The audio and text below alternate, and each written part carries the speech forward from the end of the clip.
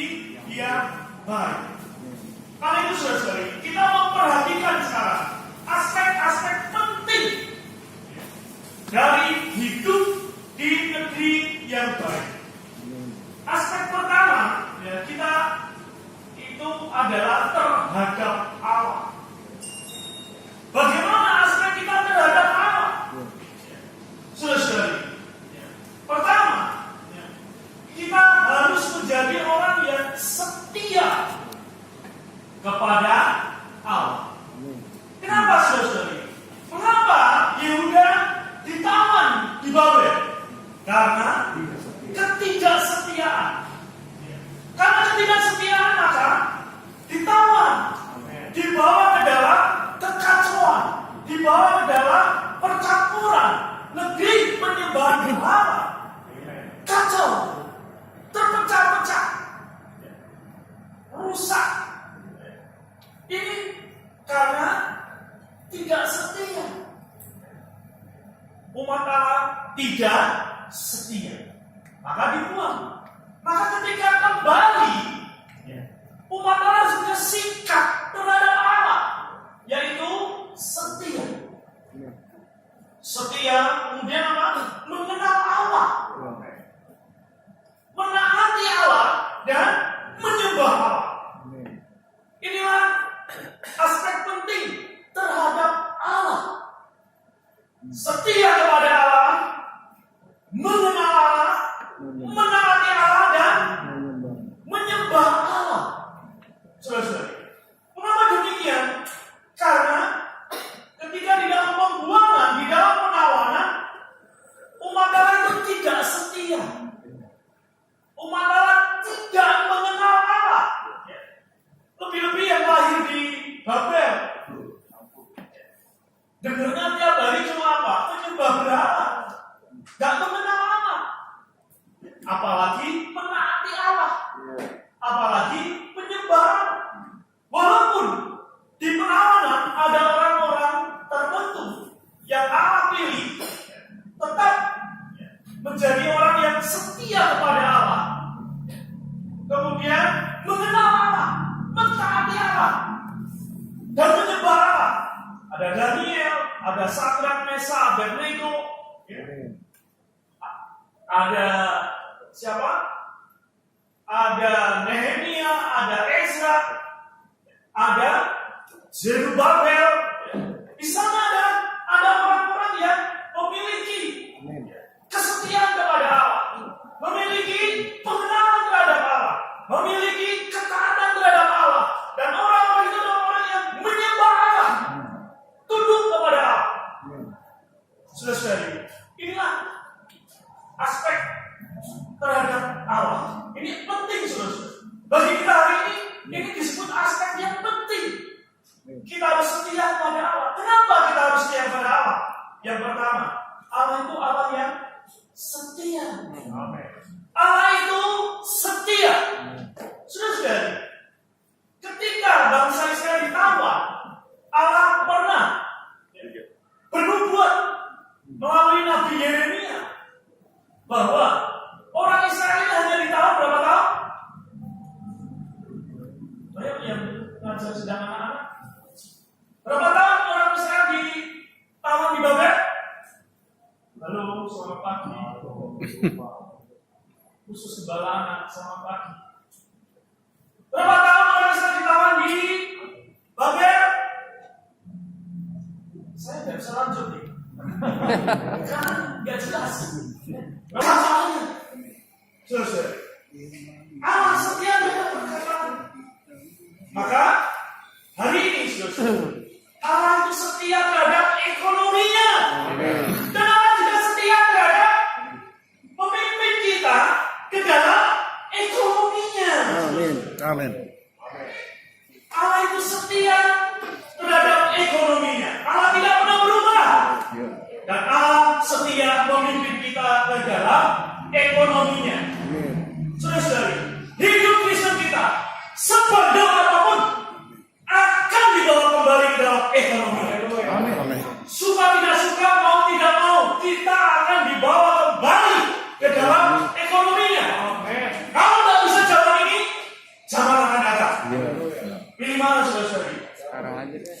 Kelima, Sekarang. ini zaman ini. Zaman akan datang. Saudara-saudari, kalau ini zaman akan datang, saudara-saudari, berada di mana? Di tempat yang paling gelap. Di sana terdapat Gertak gigi. Mau? Tidak. Mau nggak? Ada. Kita harus melihat kesetiaan Allah ini. Maka ketika Allah setia demikian, dan kita menikmati kesetiaan Allah, maka hidup kita akan disusun dengan kesetiaan Allah di dalam kita. Yang membuat apa? Membuat kita menjadi orang yang setia. Kita tidak bisa setia dengan diri kita sendiri, saudara-saudari. Kita perlu disusun dengan kesetiaan Allah. Ketika kesetiaan Allah disusun di dalam kita, maka kita menjadi orang-orang yang setia. Di dalam 2 Korintus 4 ya, di sana kita menjadi pelayan-pelayan yang dapat dipercaya, yang setia melayangkan rahasia Allah. Saudara-saudara, maka hari ini saudara, kita harus apa? Kita harus mengalami Allah yang adalah Sang Yehova. Allah yang adalah Sang Yehova. Ini harus menjadi penuntutan kita. Ini harus menjadi kejaban kita. Saya harus mengalami Allah Sang Yehova. Saudara, nama Allah disebutkan pertama kali dikenalkan itu kepada Musa di dalam Keluaran pasal 3 ayat 14. Ketika Musa bertanya, kalau umat tanya, siapa namamu? Lalu Allah menjawab, Aku adalah. Aku adalah. Amin. Saudara-saudari, Aku adalah. Amin. Ini menunjukkan Allah yang agung. Amin. Allah yang agung. Amin. Di dalam Kejadian pasal 1, Allah disebut Allah atau Elohim. Kenapa? Karena itu hubungannya dengan penciptaan. Elohim menciptakan langit dan bumi. Tetapi di dalam Kejadian pasal 2, di sana nama Allah disebut, yaitu Jehovah. Kalau di dalam kitab Alkitab bahasa Indonesia itu TUHAM huruf besar, Jehovah. Itu kenapa, saudara-saudari? Karena setelah Allah berhubungan dengan manusia, maka Allah menyebutkan namanya.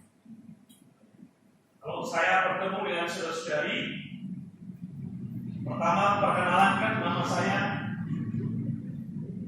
Selama saya hidup sendiri, saya tidak pernah ngomong nama saya siapa, ngapain.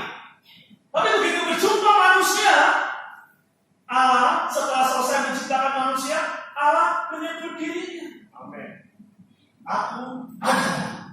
Amin. Aku adalah. Saudara-saudari, kita harus mengalami aku adalah di dalam segala hal, di dalam segala perkara. Inilah aspek penting di dalam hidup di negeri yang baik, yaitu memiliki dan menikmati dan mengalami nama Allah, Jehovah. Aku adalah. Amin. Aku adalah Jehovah. Adalah apa? Amin. Adalah apa, saudara-saudara? Maka saudara-saudara, ketika kita membaca Alkitab, kita harus menemukan aku ada di dalam setiap pembacaan Alkitab. Amin. Aku adalah. Tuhan pernah berkata, kamu menyelidiki kitab suci. Kamu tidak mengerti. Memang di dalam kitab suci tertulis tentang aku. Jadi artinya apa, saudara-saudara? Setiap kali kita membaca Alkitab, kita harus menemukan sang aku adalah. Amin. Yehova Juru Selamat, yaitu Tuhan Yesus. Kita harus menemukan. Maka saudara-saudari, kalau 32 kan pernah saya sering kasih PR. Kalau kita membaca kitab Matius, kita bisa menemukan Kristus itu berapa aspek. Berapa aspek saudara? 33. Hah? Ya, 33. Kalau kita membaca kitab Yohanes, kita menemukan Kristus berapa aspek? Saudara, setiap kali kita membaca kita harus menemukan Kristus yang ada. Ketika dia berkata, "Akulah roti hidup." Amin. Kita lapar, membutuhkan apa? Lapar. Roti. Dan roti sejati, roti yang turun dari surga itu adalah Kristus. Amin. Itulah kita tidak akan lapar lagi. Kristus mengatakan, "Akulah air hidup. Barang siapa haus, hendaklah ia datang kepadaku dan minum. Maka dari dalam hatinya akan mengalir." Berarti Kristus adalah air hidup, air yang sejati, sesuai air yang palsu. Maka seringkali kalau orang sudah minum gelas api, saya kembali ke belakang ambil lagi. Kenapa? Karena air yang palsu. Air palsu. Ini bukan adalah yang menjawab kebutuhan kehausan kita, bukan. Iya. Tapi Kristus itu adalah jawaban Aku adalah. adalah jawaban terhadap kehausan kita. Saudara-saudari haus apa? Mungkin banyak orang haus dunia ini tidak akan pernah mendapatkan jawaban. Kejarlah dunia ini, tidak akan pernah dapat. Kan zaman dulu ada film kejar dan kau tangkap. Ya. Jadi sebetulnya dia tidak menangkap, ya. Dia ditangkap. Saudara, kenapa? Karena Kristus itulah air hidup yang sejati. Kalau kamu minum air yang memberikan kepadamu, kamu tidak akan haus sampai selama-lamanya. Saudara, ini menunjukkan Dia sang Aku ada. Amin. Maka kita harus apa? Gambar, rindu, ya. Menikmati dan mengalami Sang Yehova. Amin. Dan Sang Yehova itu ada di mana, saudara? Ada di mana? Tidak jauh dari kita. Dia bukan Dalam diri kita. tapi dia di dalam Diri di kita. dalam kita. Amin. Banyak orang mau dekat dengan Allah. Nah, kita bukan hanya dekat, loh, saudara. Dia ada di dalam kita. Dia ada di dalam kita. Kalau seusia saya ya, di waktu saya zaman SD itu ada sebuah film, ya, film kartun, yaitu apa? Tim basket. Ya. Dari tim basket ini setiap pemainnya bermacam-macam. Ada yang tangannya bisa panjang, ya. Jadi kalau mau masukin bola, rebut bola nggak usah lari-lari, asal dimelari tangannya, ngambil bola masukin plung. Lalu ada yang setinggi melebihi tiang apa itu? Tiang ininya. Ya, ring basketnya. Lalu ada yang bisa jadi air. Jadi tiba-tiba dia jadi air supaya apa? Musuhnya terpeleset jatuh. Nah, sudah. Tim basket ini, lalu ada yang rambutnya krebo, ya, besar, di dalamnya ada apapun yang diperlukan. Ya. Jadi kalau seumuran saya, ya, film ini saya cari di YouTube gak pernah ketemu. Ya. Jadi setelah saya percaya Tuhan, saya ikut film ini. Kristus itu seperti tim basket ini, apa aja ada. Amin. Apa yang kita perlukan ada. Inilah Sang Yehova. Inilah aspek penting dari hidup di negeri yang baik. Yang pertama terhadap Allah. Setelah kembali dari pengawalan. Ya. Kemudian yang kedua, saudara, terhadap negeri yang baik. Pertama terhadap Allah, kedua terhadap negeri yang baik, tanah perjanjian. Karena bangsa Israel sudah dibawa kembali ke tanah yang baik itu, yang melambangkan Kristus yang amuhin, Kristus yang meliputi segala sesuatu dan di dalam segala sesuatu. Segala yang positif di alam semesta itu adalah Kristus. Itu adalah negeri yang baik. Amin. Maka bagaimana kita melihat aspek penting di dalam negeri yang baik ini? Yang pertama, saudara-saudari, kita harus melihat apa? Kita harus melihat 3 unsur penting di dalam keesaan. Saudara-saudara, hari ini kita telah esa di mana? Di dalam roh itu. Amin. Kita esa di dalam roh itu. Setiap kita percaya Tuhan Yesus dan berseru Tuhan Yesus, Amin. maka roh itu masuk dalam roh kita. Amin.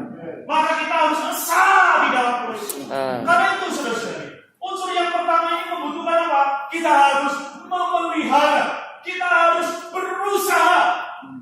Untuk apa?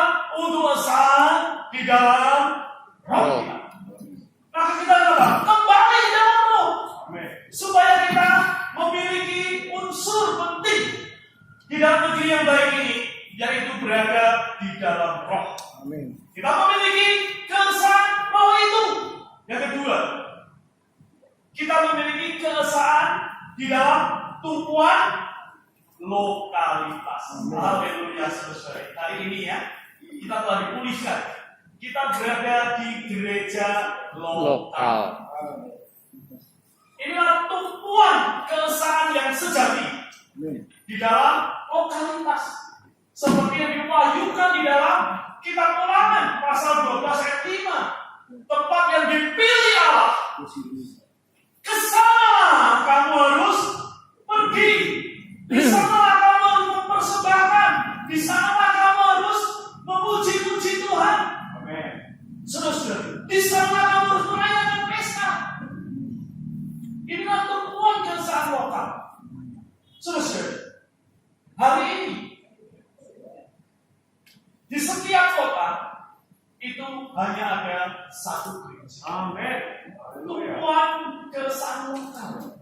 Saudara-saudara, hari ini kalau kita lihat gereja Jakarta, gereja ada apa? GKJ, GKI, GBI, HKBP, GPM, GEMIT. Amin. Apa arti tumpuan, saudara-saudara? Tadi saya ngomong tumpuan, berarti enggak? Tumpuan itu artinya apa, saudara? Tumpuan sama pondasi sama enggak? Beda dong. Beda. Ini diletakkan di mana? Ya, hari ini ada gereja menyebut Katolik. Katolik ini tumpuannya diletakkan di atas bumi. Maka itu umum, universal. Maka gerejanya di seluruh dunia. Tidak ada gereja lokal, seluruh dunia. Mendengarkan Paus, ya, Agina, lalu Uskup. Ada apa urutannya, hierarkinya. Ini Katolik, saudara. Berarti dia tidak memiliki tumpuan. Dia hanya gereja yang universal. Di bumi hanya satu memang. Tetapi dalam praktek pelaksanaannya tidak melaksanakan tumpuan. Kalau di Indonesia menjadi gereja suku, ada KBP, ada Jawa, ada Gemit. ada Minahasa, ada kemudian gereja suku. Jadi menjadi tidak asal, ya. Nah, kita harus menjadi ini, saudara-saudari. Kemudian melebar lagi. Orang mengambil tumpuan apa? Tumpuan ajaran. Baptis bayi salah. Lalu harus baptis dewasa. Lalu baptis dewasa yang kecil salah. Harus baptis salah. Maka ada gereja baptis. Gereja baptis. Gereja menurut ajaran. Gereja menurut orang. Nama orang. Gereja apa? Lutheran. Karena menganggap pengikutnya pendirinya Luther. Lalu gereja Wesleyan di abad ke-18. Saudara-saudara, ketika kita mengenal sejarah gereja, kita akan tahu tumpuan keesaan. Amin. Menurut lokalitas. Amin. Sehingga kita tidak ngawur. Amin. Ya. Tumpuan keesaan ini ketetapan Allah dan pilihan Allah, bukan pilihan kita. Amin. Oh, saya ke gereja itu suka musiknya, aku ke sana. Oh, saya suka pendetanya, khotbahnya lucu-lucu, saya tak ke sana. Oh, di gereja itu banyak mujizat, aku tak ke sana. Saudara,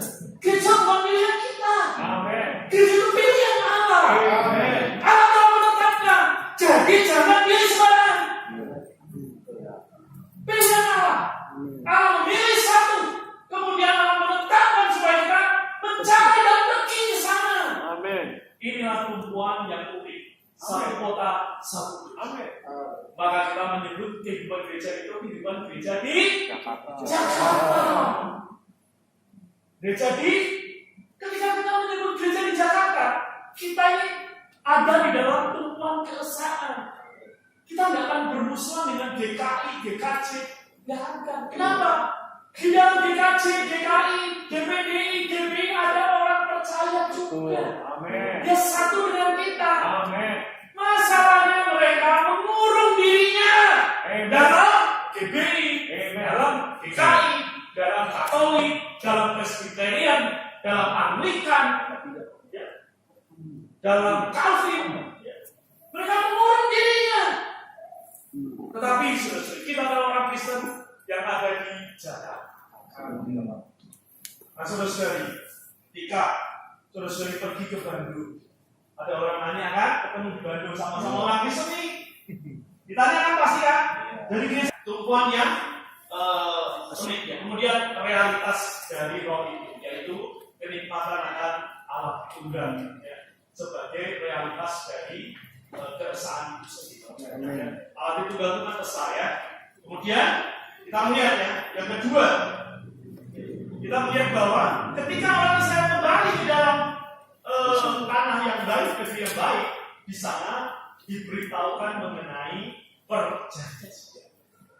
Saudara-saudari, saya sangat menikmati Allah membuat perjanjian dengan Abraham. Amin. Saudara-saudari, pertama, Allah itu berfirman. Di dalam firman-Nya itu mengandung janji. Betul ya? Saudara-saudari, kalau banyak bicara sama orang, pasti banyak janji. Ya. Asal kita banyak bicara sama orang, pasti banyak janji. Hati-hati ya.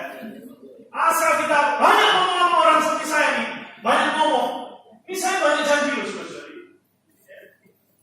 Ketika di dalam firman-Nya, di dalam pembicaraannya ada janji. Ketika janji ini dibuat, disahkan dengan kurban, maka kita melihat ya perjanjian ini ya, Allah teguhkan. Allah berjanji kepada Abraham di mana saudara-saudara? Di dalam Kejadian pasal 15. Dan itu adalah pembuatan perjanjian. Di mana? Di dalam Kejadian pasal 12.